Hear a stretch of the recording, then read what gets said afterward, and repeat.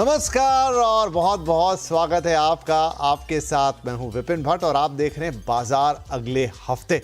जी हाँ, ये पूरा हफ्ता तो निकल गया, लेकिन अब अगले हफ्ते की तैयारी करनी है जनाब। तो वो आज के शो में आपको कराएंगे कि किस तरह अभी जो बाजार का मूड माहौल है उसमें आप बाजार के एक पूरे हफ्ते की तैयारी करें। और उसके लिए ज़रूरी है कि आप इस हफ्ते को अच्छी तरीके से समझें, देखें कि इस हफ्ते बाजार की चाल कैसी रही, किन किन चीज़ों का बाजार पे किस तरह का इम्पैक्ट हुआ, और एक अंदाज़ा लगाएंगे फिर अपने एक्सपर्ट के साथ कि भाई अगले हफ्ते बाजार किस करवट बैठेगा।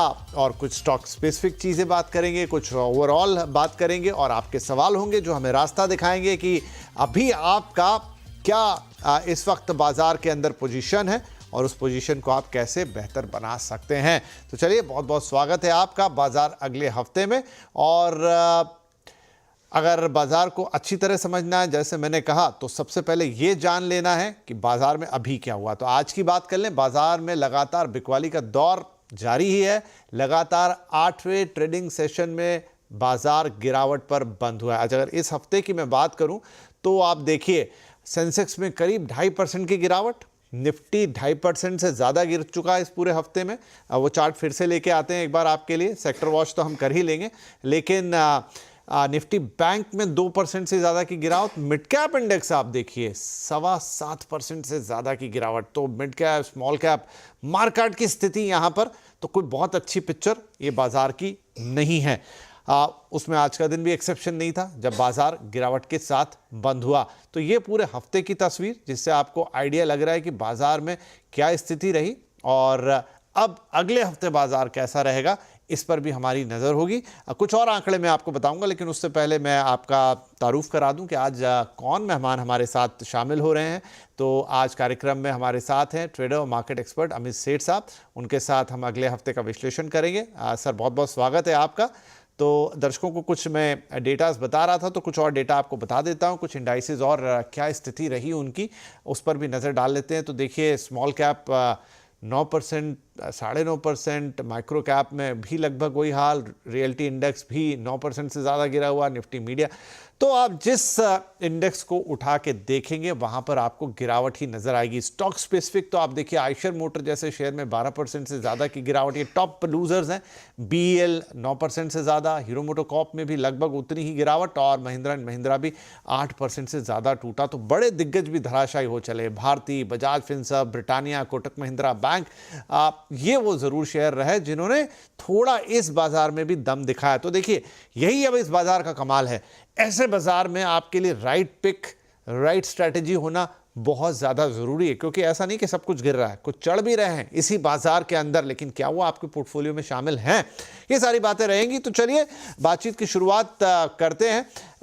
अमित जी, ये पूरा हफ्ता, वैसे तो बाजार में काफ़ी लंबे समय से ये ट्रेंड है, लेकिन हर हफ्ते दर हफ्ते वो ट्रेंड थोड़ा और गहराता सा जा रहा है। क्या आने वाला हफ्ता कुछ अलग होगा या इसी ट्रेंड को फॉलो करते हुए देखेंगे? जी, good evening Vipin ji, and good evening to all the viewers. Vipin ji, पहले अगर हम निफ्टी की बात करें तो ये लगभग 8वां सेशन था जबकि हमने जिसमें गिरावट देखी। एक तरफा फॉल है यहाँ पे। कल के सत्र में हमने जरूर देखा था कि निफ्टी ने एक अटेम्प्ट लिया था रिकवरी का, लगभग 23,250 के आसपास गया था फर्स्ट हाफ में। एंड वी थॉट कि 7-8 दिनों की गिरावट के बाद may be there is a dead cat माउंट्स जो कि हमें 23,300 350 तक ले जाएगा। बट हमने कल के सत्र में ये देखा कि वो रैली सस्टेन नहीं हुई सेकेंड हाफ में, and we closed almost flat at 23,000। आज के सत्र की बात करें तो it was quite scary in the beginning. काफी ड्रामेटिक फॉल हम दिन में देख रहे थे। लगभग चार्ट्स में देखूं तो 22,000 if I am not wrong, one second, आज 22,774 तक के लोज देखे, और फिर एक सेकेंड हाफ में हमने रिकवरी देखी। तो बाजार हमें ये बता रहा है कि हमारा मेक और ब्रेक लेवल जो कि प्रीवियस लो लगभग 22,780 के आसपास था, that is the crucial make or break level. वो अगर क्लोजिंग बेसिस में टूटता है, जैसे कि आज लग रहा था टूट जाएगा, बट फिर हमने एक स्मार्ट रिकवरी देखी, तो that is the make or break level positionally. 22,780 टूटता है तो दिक्कतें बढ़ जाएंगी। Then probably we are heading for 22,200 22,000। But अभी सो फार सो गुड। आज के सत्र में हमने अपना 22,780 800 का लेवल डिफेंड किया, और सेकेंड हाफ में हमने रिकवरी देखी। On the upside, once again 23,250 is a resistance. तो निफ्टी का अगर पर्टिकुलरली चार्ट्स देखें तो इट अभी ये रेंज बाउंड दायरे में है। जब तक ये रेंज से बाहर नहीं निकले, I think it's a range bound trading in Nifty.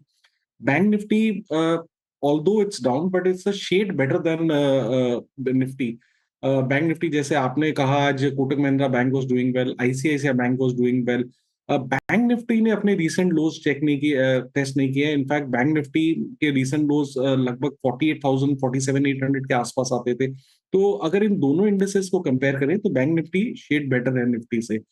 Market breath की बात करें तो लार्जर, अगर Nifty mid cap, Nifty small cap की बात करें तो वहां पे हम एक लार्जर डैमेज देख रहे हैं, जो कि निफ्टी और बैंक निफ्टी देख के हमें नजर नहीं आ रहा है। तो ओवरऑल सेंटिमेंट खराब है। लेकिन अगर हम कहें कि फर्दर बिकवाली इस बाजार में पॉसिबल है, वो कंफर्मेशन हमें तभी मिलेगा जब हम 22,750 22,780 के लेवल्स क्लोजिंग बेसिस में तोड़ेंगे। राइट, बहुत इंपॉर्टेंट है। तो फिर ये 22,750 और 780 के लेवल निफ्टी के ऊपर, जिन्हें आज तो बाजार डिफेंड कर गया, लेकिन अगर ये टूटते हैं तो जैसा अमित जी कह रहे हैं कि आपको 22,200 या 22,000 तक के भी लेवल्स देखने को मिल सकते हैं। तो ये लेवल बड़ा महत्वपूर्ण हो जाएगा। अगर बाजार इसको होल्ड कर जाता है तो आपको वो गिरावट देखने को नहीं मिलेगी। लेकिन अगर ये ब्रीच होता है सोमवार को, तो फिर शायद पूरे हफ्ते उसी तरह का माहौल हो सकता है। सोमवार का इंतजार रहेगा इस पर्टिकुलर लेवल का, लेकिन लेवल जरूर ध्यान में रखिएगा। इसके इर्द गिर्द ही आपकी सारी स्ट्रेटेजीज घूमेंगी। चलिए कुछ और नंबर्स हम देख लेते हैं, एफआईआईज और डीआईआईज। तो हफ्ते का नंबर होता है, डेली नंबर होता है, लेकिन हमने आपके लिए नंबर निकाले हैं। ये आज का ही नंबर है। तो आज जो बिकवाली आई है एफआईआईज की तरफ से वो 4294 करोड़ रुपए की, और डीआईआईज ने वहां पर 4363 करोड़ रुपए से कुछ ज़्यादा की खरीदारी की है। बैलेंस करने की कोशिश, नहीं तो बाजार आपको और ज़्यादा गहराई में डूबता हुआ दिखता। जो लेवल की बात करें टूटता, आप देखिए पूरे फरवरी का आंकड़ा देखिए, 13 फरवरी तक के आंकड़े हैं, यानी फरवरी महीने में अब तक के जो दिन गए वहां तक 24,000 ऑलमोस्ट 25,000 करोड़ के आसपास की बिकवाली एफआईआईज ने कर दी है अब तक 13 दिनों में फरवरी के। उसके अगेंस्ट में डीआईआईज ने एक दम दिखाने की कोशिश की और 21,000 करोड़ से ज्यादा की खरीदारी यहां पर करते हुए नजर आए हैं। तो आप समझिए कि इस समय घरेलू निवेशक जो हैं बाजार को थामने की कोशिश कर रहे हैं, लेकिन तो दूसरी तरफ से बिकवाली लगातार जारी है। एक आंकड़ा म्यूचुअल फंड का भी हमने आता हुआ देखा, तो वो थोड़ा इंकरेजिंग आंकड़ा था कि जो एक डर था कि एकदम से सेल ऑफ आ जाएगा या कुछ इस तरह के निवेश, लेकिन एसआईपीज में निवेश बड़ा है, सेल ऑफ उस तरीके का नहीं आया। तो अमित जी कैसे समझें इसको? देखिए अभी भी घरेलू निवेशक जो है संभालने की कोशिश कर रहे हैं, ज़्यादा माल खरीद रहे हैं। जो आंकड़े मैं आपको बता रहा हूँ म्यूचुअल फंड के, वहाँ पर भी ऐसा कोई मेजर सेटबैक नहीं देखने को मिला है। क्या माने उसको कि एक सिर्फ बॉटम होल्डिंग है या आपने एक हाथ लगा रखा है? अगर वो हाथ हटाएंगे तो फिर फंडामेंटल चूर होते हुए दिखेंगे और दिक्कतें बढ़ेंगी, या उल्टी कहानी है? ये अभी भी दिखाता है कि ठीक है एफआईआईज की बिक्री के कई और रीजन भी हो सकते हैं, लेकिन बाजार आपका फंडामेंटली मजबूत है। जी विपिन जी, बाजार की जो हम दिक्कत देख रहे हैं दैट इज कंसिस्टेंटली, जैसे कि आपने भी कहा, दिखाया फिगर्स में कि एफआईआईज की डेली सेलिंग है। ये सेलिंग कहीं भी अपडेट नहीं हो रही है। There is a concept of oversold in market, so oversold का कॉन्सेप्ट यहाँ पे वर्क नहीं कर रहा है। कंसिस्टेंटली हम एफआईआईज देख रहे हैं 4 साढ़े 4 5,000 करोड़ के एवरेज में, नीचे में 3,000 करोड़ समझ लीजिए daily they are selling. On the other side आपने कि जैसे दिखा कि म्यूचुअल फंड में निवेश अभी भी अच्छा है। अगर हम डोमेस्टिक इंस्टीट्यूशंस की बात करें तो दे आर रेगुलर बायर्स। तो ओवरऑल देखिए मार्केट को, if you are a long term investor, यहाँ पे कोई प्रॉब्लम नहीं है। Nobody can time the top and bottom of the market. कोई भी बड़ा करेक्शन जो भी हमने बाजार में देखा, चाहे वो कोविड का करेक्शन हो या 2008 का करेक्शन हो, हाइंडसाइट में अगर हम चार्ट्स देखें तो that comes as an opportunity. लेकिन ये भी बात सही है कि जब जब ये करेक्शन आया उस समय के जो इन्वेस्टर्स है उनको देख के ऐसा लगा कि maybe the market is coming to an end और पता नहीं यहाँ क्या हो जाएगा। वो क्वाइट स्वाभाविक है, because human nature works on greed and fear and this is the way it has been working for last 100 years। Greed में सबको लेना है और जबकि रिवर्स होना चाहिए कि फेयर के समय लेना चाहिए। हम अक्सर ऐसा नहीं करते हैं। तो इसका मतलब ये नहीं है कि 22,800 22,000 का लेवल आए तो हम जो भी हमने निवेश करना हम पूरा निवेश कर दे, ऐसा नहीं है, because nobody can time the top and bottom. Long term charts यहाँ पे सही है, तो इसको लेने का एक ही रास्ता है कि आप एक सिस्टमैटिक इन्वेस्टमेंट करें। अपना एसआईपी आपको नहीं रोकना चाहिए।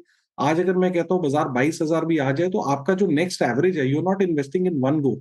तो वो नीचे के लेवल में आएगा। तो I think it will be a big mistake अगर हम एसआईपी यहाँ पे रोकते हैं। एसआईपी और सिस्टमैटिक प्लान्स हमें जारी रखने चाहिए, और हमें इस मार्केट में लॉन्ग टर्म के लिए निवेश करना चाहिए। नियर टर्म में ज़रूर कुछ दिक्कतें आ सकती हैं, बट जैसा कि मैंने कहा, इन हाइंडसाइट एवरी करेक्शन अब तक जब से stock market has proved to be an opportunity. ये बात सही है बिल्कुल। अब तो लंबा समय हुआ कि कई साइकिल्स हमने देखी। मैं खुद भी यही सोच रहा था अमित जी कि बहुत मौके ऐसे आए जब यही खबरें पड़ी कि बाजार में बहुत बुरी स्थिति है, ऐसा गिरा वैसा गिरा, लेकिन हर बार वहां से देखिए कहाँ का कहाँ पहुंचता है। तो ये बार भी कोई एक्सेप्शनल नहीं होगा, जी। इसमें भी वही आएगी जो बात आपने अभी कही।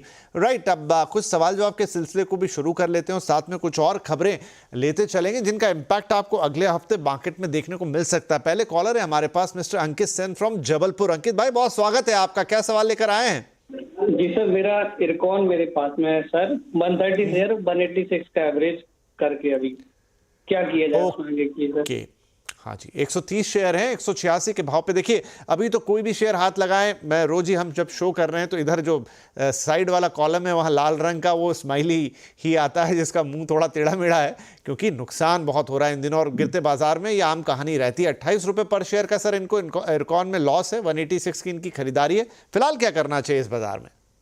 विपिन जी, अगर हम रेलवे स्टॉक्स और ये जो थीम बेस्ड स्टॉक्स हैं इनकी बात करें, लाइक इरकॉन एंड आईआरसीटीसी वगैरह, मेरा लगभग 15 से 20 साल का एक्सपीरियंस है मार्केट में। और एक्टिव एक्सपीरियंस अगर आप बात करिए तो 2008 से आई बीन वेरी एक्टिव। जबकि मैं कॉलेज से 2000 में निकला था, तो then from then I am tracking the market. मेरा ये एक्सपीरियंस है कि हर बुल मार्केट में एक पर्टिकुलर थीम चलती है, और वंस वहां पे डिस्ट्रीब्यूशन कंप्लीट हो जाता है तो बहुत डिफिकल्ट हो जाता है उन स्टॉक्स को रिसेंट हाइज रीगेन करने में। इरकॉन पर्टिकुलरली अगर बात करें तो 1 से 1.5 साल पहले हमने देखा कि ये सारे स्टॉक्स एक अच्छे थीम में थे। इनफैक्ट अगर इरकॉन के स्ट्रक्चर की हम बात करें तो इसने लगभग ₹350 का हाफ हाई बनाया था, और वहां से ऑलमोस्ट 50 से 60% करेक्शन आ चुका है। डेली वीकली चार्ट्स अगर देखें तो क्लियरली यहाँ पे एक डिस्ट्रीब्यूशन पैटर्न विजिबल है। 3 दिन पहले एक गैप के साथ स्टॉक ने नीचे अपने सपोर्ट लेवल, जो कि बहुत ही इंपॉर्टेंट सपोर्ट लेवल 175 178 के आसपास थे, वो तोड़े। तो जब टेक्निकल्स में एक गैप के साथ सपोर्ट टूटता है तो वो gap proves to be a resistance. तो मेरे ख्याल से स्टॉक को 170 175 के ऊपर जाना, नेगोशिएट करना बहुत थोड़ा डिफिकल्ट होगा। हैविंग सेड दैट, ओवरसोल्ड है और इनको ₹28 का लगभग लॉस है। तो कहीं भी बाउंस आए, बाउंस जरूर आएगा because it's an oversold market. अगर बाउंस इनको मिलता है तो यहाँ से निकलने की कोशिश करें।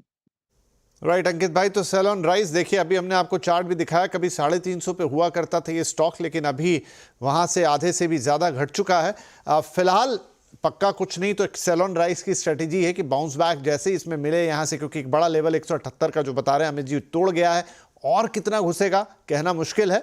तो सेल ऑन राइस जहां भी थोड़ा बाउंस बैक मिले आपको इससे निकलना होगा। और देखिए बड़ी इंपॉर्टेंट होती है गिरते बाजार की स्ट्रेटेजी। चढ़ते बाजार में इतनी दिक्कत नहीं है, लेकिन गिरते बाजार में कहाँ वो हाथ आप लगाएंगे जो बॉटम आपके लिए होगा, बड़ा इंपॉर्टेंट है, और यहीं पर एक्सपर्ट्स की राय काम आती है। तो सेल ऑन राइस इरकॉन के लिए। अगले कॉलर है मिस्टर विनोद बिजारदार साहब, मुंबई से हमें कॉल कर रहे हैं। विनोद जी स्वागत है आपका, क्या शेयर्स ले रखे हैं सर? सर मैंने ईडलवाइज फाइनेंशियल सर्विस के 672 शेयर्स लिए 119 पे। ये मैंने शॉर्ट टर्म के लिए लिया हुआ है, तो क्या ये होल्ड करना सही रहेगा या अभी सेल करना? ठीक है, शॉर्ट टर्म मतलब आप क्या कैसे डिफाइन कर रहे हैं अपने शॉर्ट टर्म को? शॉर्ट टर्म मतलब सर 1 to 3 मंथ्स या 4-5 मंथ्स के लिए चलिए 3 से 4-5 महीने मैक्सिमम, ठीक है जी, 5 महीने आप इनको रख सकते हो। 119 पे और खरीदारी है अमित जी, और ₹20 का लॉस है इस वक्त। तो क्या 4-5 महीने अगर होल्ड कर लेते हैं तो एटलीस्ट लॉस से निकलेंगे या कुछ फायदा भी बना पाएंगे यहाँ? जी, अभी चार्ट्स देख के ये कहना मुश्किल है कि इमीडिएटली स्टॉक अप ट्रेंड में आ जाएगा, क्योंकि स्टॉक में दिक्कतें हैं। यहाँ पे लोअर लो लोअर हाइज बनने डेली लेवल पे 200 डेमा के नीचे ट्रेड कर रहा है। इनफैक्ट 200 डेमा का आज ही ब्रीच हुआ, और इसका सपोर्ट अगर चार्ट्स पे देखें तो ₹101 का सपोर्ट बनता था, जो कि स्टॉक ने आज के सत्र में ब्रीच कर दिया। सो दो सपोर्ट हमारे ब्रीच हुए हैं। एक तो हमारा हॉरिजॉन्टल सपोर्ट ₹101 का, और एक 200 डे मूविंग एवरेज भी यहाँ पे ब्रीच हो गया है। अगला सपोर्ट यहाँ पे बनता है लगभग ₹88 के आसपास। तो आज का जो लो है वो बहुत अहम बन जाता है, which is coming somewhere around ₹96। ₹96 अगर ब्रीच होता है then I think the stock is headed for ₹88 के आसपास। तो मेरी सलाह इनसे ये है कि 96 का स्टॉप लॉस लगाएं, होल्ड करें और बाउंस में निकलने की कोशिश करें। ठीक है जी, तो 96 रुपए का स्टॉप लॉस लगाइए, होल्ड कीजिए और बाउंस बैक में ईडल वाइज से भी आपको निकलना है। जितना भी आपका वो 20 रुपए का मुनाफा घाटा था वो जितना कम हो जाए उतना अच्छा। 96 रुपीज़ का आप स्टॉप लॉस लगाएं और निकल जाइए। अमित जी, एक सवाल मेरे मन में आ रहा है, मैं पूछना चाहता हूं आपसे कि जब बाजार में एक चौतरफा गिरावट आती है, क्रॉस द सेक्टर्स वो हम गिरावट देखते हैं, बहुत सारे शेयर्स जो वैसे सामान्य बाजार में या उठते बाजार में चल रहे होते हैं फिर वो नीचे जाना शुरू करते हैं। कुछ शेयर्स होते होंगे डेफिनेटली बाउंस बैक। यहाँ जो आपने तजुर्बे की बात की उससे मैं पूछना चाह रहा हूँ, क्या वो भी शेयरों की संख्या काफ़ी होती है जहां एक बार अगर उन्होंने अपने जो क्रूशियल लेवल्स होते हैं वो तोड़ दिए तो उसके बाद फिर उनके लिए बाउंस बैक बहुत मुश्किल होता है, फिर आप कई बार सालों के लिए लटक जाते हैं? आपने बहुत ही अच्छा प्रश्न किया विपिन जी, क्योंकि मैं एक्सपीरियंस से कहता हूँ, मैं फंसा हुआ 2008 2010 के जब डाउनफॉल आया था। मेरा 15 साल का ये एक्सपीरियंस है। इनफैक्ट कोविड में भी ये एक्सपीरियंस किया। आई मे बी रॉन्ग बट मैं अपने पर्सनल बायस से बोल रहा हूँ कि ये जितने ब्लू चिप स्टॉक्स हैं, उसमें आप एमएनएम ले लीजिए, आईसीआईसीआई बैंक ले लीजिए, एचडीएफसी ले लीजिए, रिलायंस ले लीजिए, ये जो old economy which are more than 20-30 years old company, Maruti ले लीजिए। इनफैक्ट मारुति ने 2016 में 10,000 का लेवल दिखाया था और उसके बाद जो क्रैक आया that came down to 3300। UltraTech में भी क्रैक आया हुआ है। बट मेरा प्योरली ये एक्सपीरियंस है अच्छी कैटेगरी के स्टॉक्स में, अच्छे ब्लू चिप स्टॉक्स में, companies which have existed for last let's say many years, इनमें लेवल आ जाता है। ये मैं टेक्निकल की बात नहीं कर रहा बट मेरा एक अच्छा एक्सपीरियंस है।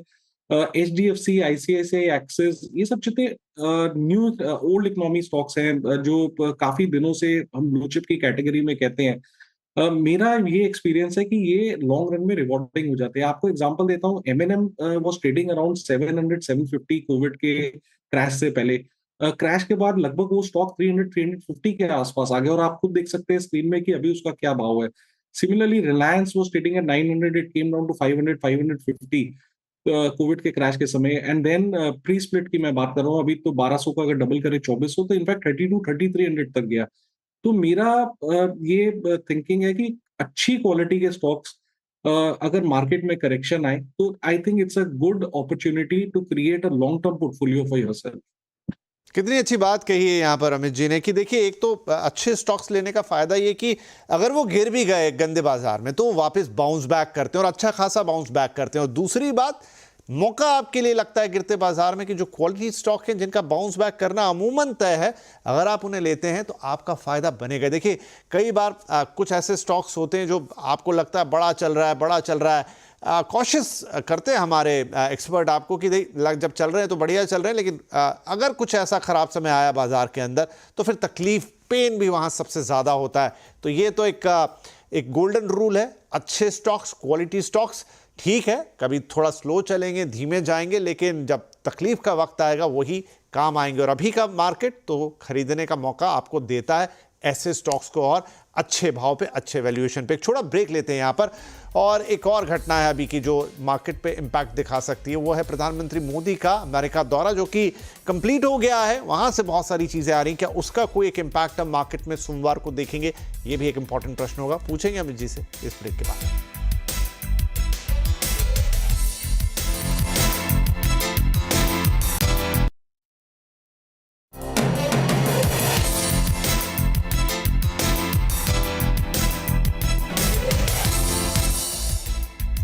वेलकम बैक, आप देख रहे हैं बाजार अगले हफ्ते और अमित जी हमारे साथ बने हुए। ढेर सारी बातें हमने ब्रेक से पहले की, तो अब क्विकली अमित जी एक बड़ी खबर जो इस वक्त इम्पैक्ट कर सकती है बाजार को आप बताएंगे। प्रधानमंत्री मोदी का अमेरिका दौरा, काफ़ी सारी डील्स पे चर्चा, टैरिफ पे चर्चा, अब प्रधानमंत्री आ चुके हैं, क्या मंडे को कोई इम्पैक्ट देखने को मिलेगा बाजार में इस खबर का? जी ब्रीफली विपिन जी, अगर तारीफ की बात करें तो whatever I am reading in the media और जो हमने देखा है, आई थिंक कोई इरेशनल डिसीजन यहाँ पे नहीं होगा। जो मैं न्यूज में देख रहा हूँ कि there will be a discussion and negotiation और इसका क्या रिजल्ट आएगा अक्टूबर नवंबर में तक, तो 5-6 महीने लगेंगे। They will discuss on the subject of reciprocal tariff. तो I think that's a relief on the market.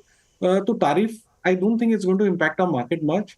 हमें नजर सिर्फ एफआई के सेल फिगर में रखना है, जब तक वो बरकरार है तो मार्केट पे प्रेशर रहेगा।